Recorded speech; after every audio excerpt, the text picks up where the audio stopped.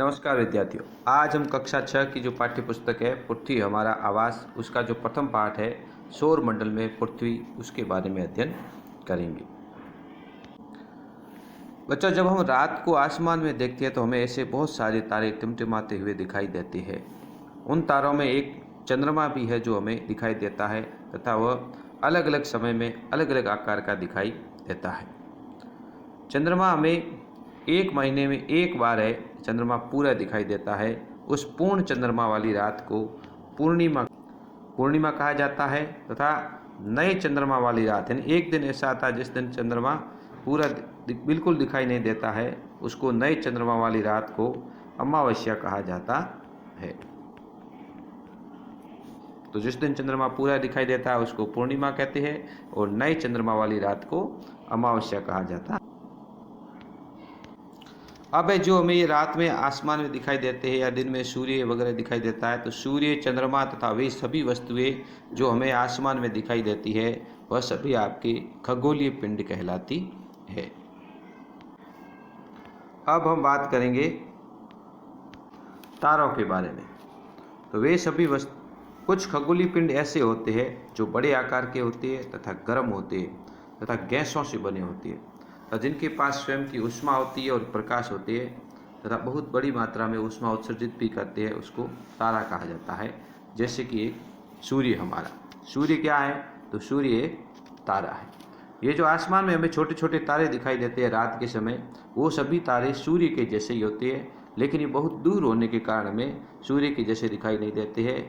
तो हमारी पृथ्वी के नज़दीक जो सबसे नज़दीक का जो तारा है वो सूर्य है। इस कारण सूर्य हमें बड़ा दिखाई देता है और बाकी सभी तारे हैं वो छोटे दिखाई देते हैं। जैसा कि बच्चा अपन कोई देखते हैं, कोई दूर की चीज़ होती है तो दूर कोई वस्तु बहुत दूर होती है तो हमें बहुत छोटी दिखाई देती है और पास होती है तो बड़ी बड़ी दिखाई देती है। इसी प्रकार ही सूर्य हमारे नज़दीक है, इस कारण हमें बड़ा दिखाई देता है और बाकी तारे हैं वो बहुत दूर होने के कारण हमें छोटे दिखाई देते हैं।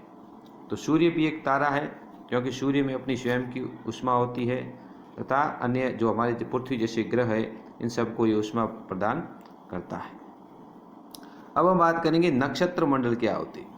तो तारों के जो विभिन्न समूह हैं उनके द्वारा अलग अलग प्रकार की आकृतियां बनाई जाती है आसमान के अंदर। उन सभी आकृतियों को आपके नक्षत्र मंडल कहा जाता है। जैसे कि अर्सा मेयर हो या बिग बियर भी कहा जाता है, जिसको ये एक नक्षत्र मंडल है। और इसी नक्षत्र मंडल का एक भाग है हमारे, वो है सप्तऋषि। 7 तारों के समूह को सप्तऋषि कहा जाता है। ये अर्सा मेयर का ही एक भाग है।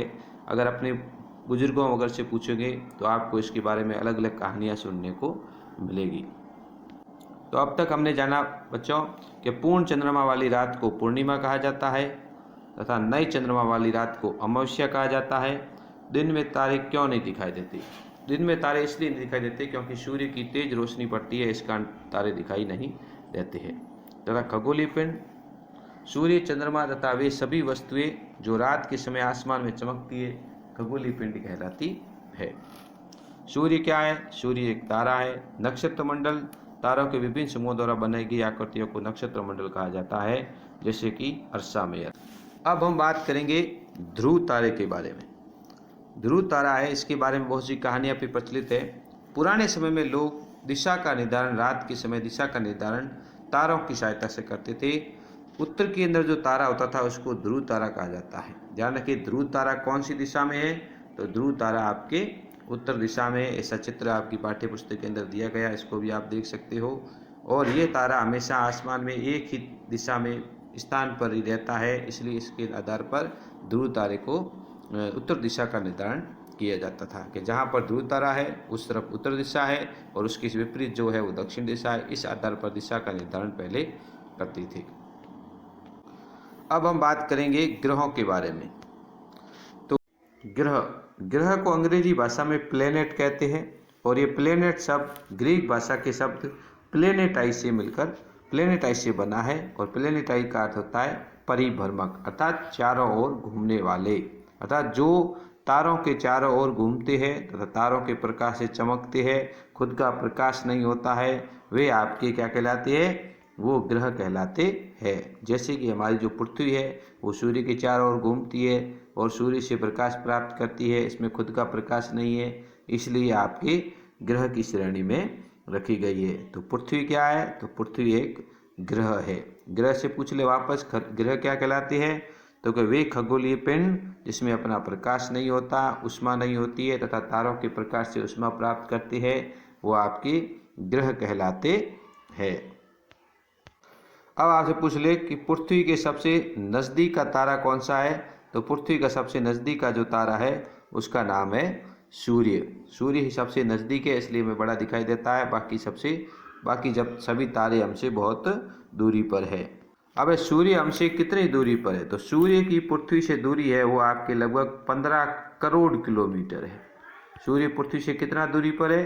सूर्य पृथ्वी से 15 करोड़ किलोमीटर की दूरी पर है। फिर भी सूर्य पृथ्वी से सबसे नज़दीक का तारा है, ये ध्यान रखना। अब हम बात करेंगे उपग्रह की। उपग्रह वे होते हैं जो ग्रह के चारों ओर चक्कर लगाते हैं, जैसे कि चंद्रमा। चंद्रमा हमारी पृथ्वी का उपग्रह है और हमारी पृथ्वी के चारों ओर चक्कर लगाता है तथा चंद्रमा पृथ्वी का एक चक्कर आपके कितने दिन में पूरा करता है? तो चंद्रमा पृथ्वी का एक चक्कर 27 दिन के अंदर पूरा करता है। साथ ही ये ध्यान रखना दोस्त विद्यार्थियों कि चंद्रमा है वो भी किसके प्रकाश से चमकता है? तो चंद्रमा भी सूर्य के प्रकाश से चमकता है। ध्यान रखना, पृथ्वी से चंद्रमा प्रकाश प्राप्त नहीं करता है, क्योंकि पृथ्वी भी सूर्य से ही प्रकाश प्राप्त करती है। तो पृथ्वी और चंद्रमा दोनों सूर्य के प्रकाश से चमकते हैं। और सूर्य किसके प्रकाश से चमकता है? तो सूर्य अपने स्वयं के प्रकाश से चमकता है, क्योंकि सूर्य एक तारा है। अब हम सौर मंडल के बारे में जानेंगे। तो ये जो चित्र आपको दिखाई दे रहा है उसके मध्य में सबसे बीच में जो पीला दिखाई दे रहा है ये आपके सूर्य है। सूर्य और इसके चारों तरफ जो 8 ग्रह दिखाई दे रही है इन सबको, और इसके अलावा जो खगोलीय पिंड होते हैं इन सबको मिला करके आपके सौर मंडल कहा जाता है। तो सौर मंडल में क्या क्या आता है? सौर मंडल में आता है आपके सूर्य, तो सूर्य, 8 ग्रह, उपग्रह तथा कुछ अन्य खगोलीय पिंडों को मिलाकर के सौर मंडल कहा जाता है। सौर मंडल के चूंकि सबसे बीच में सूर्य होता है इसलिए सूर्य को सौर मंडल का मुखिया भी कहा जाता है। कि सौर मंडल का मुखिया कौन है? तो सौर मंडल का मुखिया है आपके। अब हम बात करेंगे सूर्य के बारे में। सूर्य सौर मंडल के केंद्र में स्थित है। यह ज़्यादातर गैसों से बना है, आकार में बहुत बड़ा है। हीलियम और हाइड्रोजन जैसी गर्म गैसें इसमें पाई जाती है तथा ये सौर मंडल जो हमारा सौर मंडल है ये पूरे सौर मंडल में उष्मा का एकमात्र स्रोत है वो सूर्य ही है। तथा सूर्य से पृथ्वी की दूरी कितनी है? तो सूर्य पृथ्वी से 15 करोड़ किलोमीटर की दूरी पर स्थित है। अब हमारे सौर मंडल में कितने ग्रह है? तो हमारे सौर मंडल में कुल ग्रह है वो आपके 8 ग्रह है। कितने ग्रह है? 8। बुध, शुक्र, पृथ्वी, मंगल, बृहस्पति, शनि, यूरेनस और नेपच्यून, ये कुल मिला के 8 ग्रह है हमारे सौर मंडल में।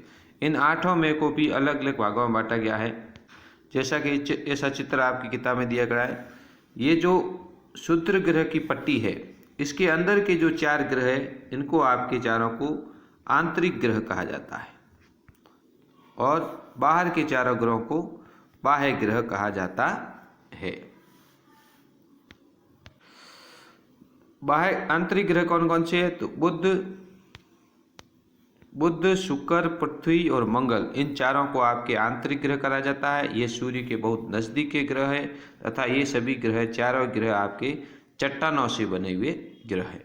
और बाह्य ग्रह कौन कौन से है? तो बृहस्पति, शनि, यूरेनस और नेपच्यून, इन चारों ग्रहों को आपके बाह्य ग्रह कहा जाता है, क्योंकि ये सूर्य से बहुत ही दूरी पर स्थित है। तो ये जो गैस ग्रह है आपके वो गैस और तरल पदार्थों से मिलकर बने हुए। एक बार पुनः देख ले, सौरमंडल में कुल कितने ग्रह है? हमारे सौरमंडल में 8 ग्रह है।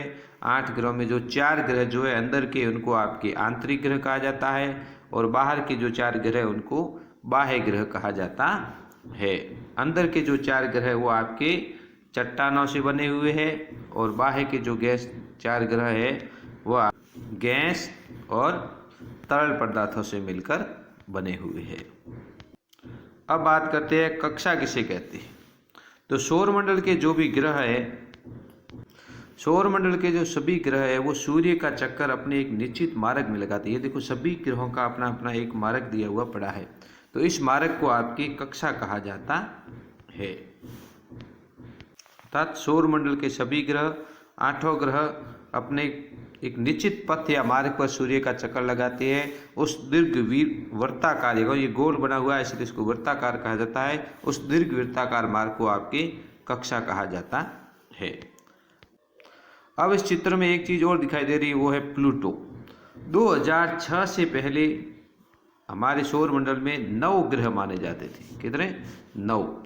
लेकिन 2006 के बाद ग्रहों की संख्या 8 कर दी गई है, क्योंकि अगस्त 2006 के अंदर अंतर्राष्ट्रीय खगोलीय संगठन ने निर्णय लिया कि प्लूटो है वो आपके ग्रहों की सभी विशेषताओं की पूर्ति नहीं कर रहा है, इसलिए प्लूटो, 2003 यूबी 313 और सिरस, इन सभी को आपके बोर्निय ग्रह की संज्ञा दी गई है। तथा प्लूटो को आपके यम भी कहा जाता था। और जब ग्रहों की संख्या 9 थी तो उसमें प्लूटो को सबसे छोटा ग्रह भी कहा जाता था। लेकिन वर्तमान में ध्यान रखें, सबसे छोटा ग्रह कौन सा है? तो सबसे छोटा ग्रह अब है आपके बुध है। तथा ग्रहों की संख्या कितनी है? तो ग्रहों की संख्या 8 हो। अब हम बात करेंगे हमारे ग्रह पृथ्वी की। पृथ्वी सूर्य से दूरी के हिसाब से देखा जाए, हिसाब से देखें तो पृथ्वी तीसरा ग्रह है, तीसरे नंबर का ग्रह है। देखिए, पहले नंबर पर बुध है, दूसरे नंबर पर शुक्र है और तीसरे नंबर पर पृथ्वी है। और अगर आकार की बात करें कि बड़ा कितना ग्रह है, तो सबसे बड़ा ग्रह बृहस्पति है, उसके बाद शनि है, यूरेनस और नेपच्यून है। इस आधार पर पृथ्वी का कौन सा नंबर लगता है? पृथ्वी का नंबर लगता है 5वां। तो आकार के आधार पर पृथ्वी है वो आपके 5वां बड़ा ग्रह है। और सूर्य से दूरी के आधार पर देखा जाए तो पृथ्वी का नंबर है वो आपके तीसरा। अब है पृथ्वी का आकार कैसा है? तो पृथ्वी का आकार है उसको भू-आभ या जियोड भी कहा जाता है। भू-आभ का अर्थ होता है पृथ्वी के समान। जो पृथ्वी जो है हमारी, वो आपके बीच में से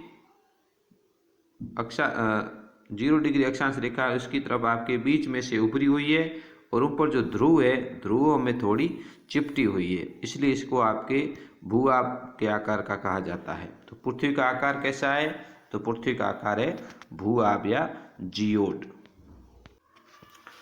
हमारी पृथ्वी एक ऐसा ग्रह है जिसमें जीवन पाया जाता है, तथा जीवन के अनुकूल परिस्थितियां होने के कारण पृथ्वी को सौरमंडल का सबसे अद्भुत ग्रह भी कहा जाता है। तो पूछ सकते हैं कि पृथ्वी सौरमंडल का सबसे अद्भुत ग्रह कौन सा है? तो सौरमंडल का सबसे अद्भुत ग्रह है वो है आपके पृथ्वी। और पृथ्वी को सौरमंडल का सबसे अद्भुत ग्रह क्यों कहा जाता है? सौरमंडल का सबसे अद्भुत ग्रह पृथ्वी को क्यों कहा जाता है? क्योंकि जीवन के लिए जो आवश्यक तत्व होते हैं, ऑक्सीजन और पानी, ये सभी पृथ्वी पर पाए जाते हैं। तथा पृथ्वी न तो ज़्यादा गर्म है और न ही ज़्यादा ठंडी है, इसलिए पृथ्वी को सौरमंडल का सबसे अद्भुत ग्रह कहा जाता। अब है नीला ग्रह। पृथ्वी को नीला ग्रह भी कहा जाता है। क्यों? क्योंकि जो हमारी पृथ्वी है इसका 2/3 भाग है, 2/3 भाग है वो आपके पानी से ढका हुआ है, जल से ढका हुआ है, और जल को दूर से देखने पर नीला दिखाई देता है, इसलिए पृथ्वी को आपके नीला ग्रह भी कहा जाता है। तो अंतरिक्ष में देखने पर पृथ्वी का रंग कैसा दिखाई देगा? तो नीला। और पृथ्वी को नीला ग्रह क्यों कहते हैं? क्योंकि पृथ्वी का 2/3 भाग है वो आपके जल से ढका हुआ है, इसलिए पृथ्वी को नीला ग्रह कहा जाता है। अब हम बात करेंगे चंद्रमा की। चंद्रमा जो हम रोज देखते हैं, कभी बड़ा दिखाई देता है, कभी छोटा दिखाई देता है, और जिस दिन चंद्रमा पूरा दिखाई देता है उसको पूर्णिमा कहा जाता है, और जिस दिन नहीं दिखाई देता उसको अमावस्या कहा जाता है।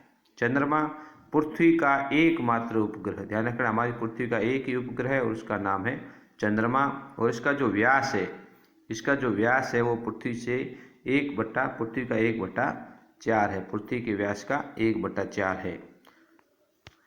अब चंद्रमा हमें बड़ा दिखाई क्यों देता है? क्योंकि खगोलीय जितने भी खगोलीय पिंड है उन सब में तुलनात्मक रूप से देखा जाए तो हमारा जो चंद्रमा है वो हमारी पृथ्वी से सबसे नज़दीक होने के कारण चंद्रमा हमें बड़ा दिखाई देता है और बाकी खगोलीय पिंड दूर होने के कारण छोटे दिखाई देते हैं। चंद्रमा पृथ्वी से कितनी दूरी पर है? तो चंद्रमा और पृथ्वी की दूरी है वो आपके 3,84,400 किलोमीटर की दूरी पर चंद्रमा स्थित है। चंद्रमा की सतह पर कदम रखने वाला पहला व्यक्ति कौन था? तो उस पहले व्यक्ति का नाम था नील आर्मस्ट्रॉन्ग, जिसने 20 जुलाई 1969 को चंद्रमा की सतह पर सबसे पहली बार कदम रखा था। क्या कोई भारतीय व्यक्ति भी है? तो प्रथम भारतीय व्यक्ति जिसने चंद्रमा पर कदम रखा था उसका नाम है राकेश शर्मा। तो विद्यार्थियों याद रखना, अगर आपसे पूछे कि प्रथम भारतीय व्यक्ति जिसने चंद्रमा पर कदम रखा तो उसका नाम है राकेश शर्मा, और प्रथम व्यक्ति जिसने चंद्रमा की सतह पर कदम रखा तो उसका नाम है नील आर्मस्ट्रॉन्ग। अब इसी सौरमंडल पाठ से जुड़े कुछ अन्य तथ्य, जैसे बुध ग्रह की बात करें तो बुध ग्रह है वो सूर्य के सबसे नज़दीक ग्रह है, इसलिए सूर्य से सबसे अधिक ऊष्मा भी प्राप्त करता है, सूर्य का प्रकाश भी इसको सबसे ज़्यादा मिलता है, इसलिए सबसे चमकीला और सबसे गर्म ग्रह है। और सबसे छोटा ग्रह पूछे तो वो भी हुआ आपके बुध है, क्योंकि पहले यम था और अब यम को ग्रह की संज्ञा से हटा दिया गया है। और बुध है वो सूर्य का एक चक्कर कितने दिनों में पूरा करता है? तो बुध सूर्य का एक चक्कर आपके 88 दिनों में पूरा करता है। अब कुछ महत्वपूर्ण प्रश्न आपसे बता दें कि अगर सबसे बड़ा ग्रह तो बृहस्पति, सबसे छोटा ग्रह बुध। सूर्य से दूरी के आधार पर पृथ्वी का कौन सा स्थान है? तो वो स्थान है आपके तीसरा। आकार के आधार पर पृथ्वी का कौन सा स्थान है? तो वो है आपके पांचवा। सबसे ज़्यादा उपग्रह वाला ग्रह कौन सा? किस ग्रह के उपग्रह सबसे ज़्यादा है? तो वह ग्रह आपके बृहस्पति है, जिसके लगभग 53 के आसपास उपग्रह है। पृथ्वी के कितने उपग्रह हैं? तो ध्यान रखना विद्यार्थियों, पृथ्वी का एक ही उपग्रह है और उसका नाम है चंद्रमा। इसके अलावा कौन से ग्रह है जिसका एक भी उपग्रह नहीं है? तो वो है आपके बुध और शुक्र, जिनका एक भी उपग्रह नहीं है। पृथ्वी का जुड़वा ग्रह किसे कहा जाता है? तो पृथ्वी का जुड़वा ग्रह आपके शुक्र ग्रह को कहते हैं। क्यों कहते हैं? क्योंकि शुक्र ग्रह का आकार और आकृति आपके पृथ्वी के समान है, इसलिए शुक्र ग्रह को पृथ्वी का जुड़वा ग्रह भी कहा जाता है। अब उपग्रह किसे कहते हैं? तो एक ऐसे खगोलीय पिंड जो ग्रह के चारों ओर घूमते हैं, और जैसे कि ग्रह सूर्य के चारों ओर घूमते हैं, इसी प्रकार से जो ग्रह के चारों ओर घूमते हैं उसको आपके उपग्रह कहा जाता है। उपग्रह कृत्रिम भी होते हैं और प्राकृतिक भी। पृथ्वी का प्राकृतिक उपग्रह है तो वह आपके चंद्रमा है, और ऐसे इसके अलावा अन्य उपग्रह जो कृत्रिम है उनमें से भारतीय उपग्रह कौन कौन से है? तो वह इनसैट, IRS और एडुसैट, ये ऐसे उपग्रह है जो अंतरिक्ष में भारत के द्वारा भेजे गए हैं। अब है क्षुद्र ग्रह।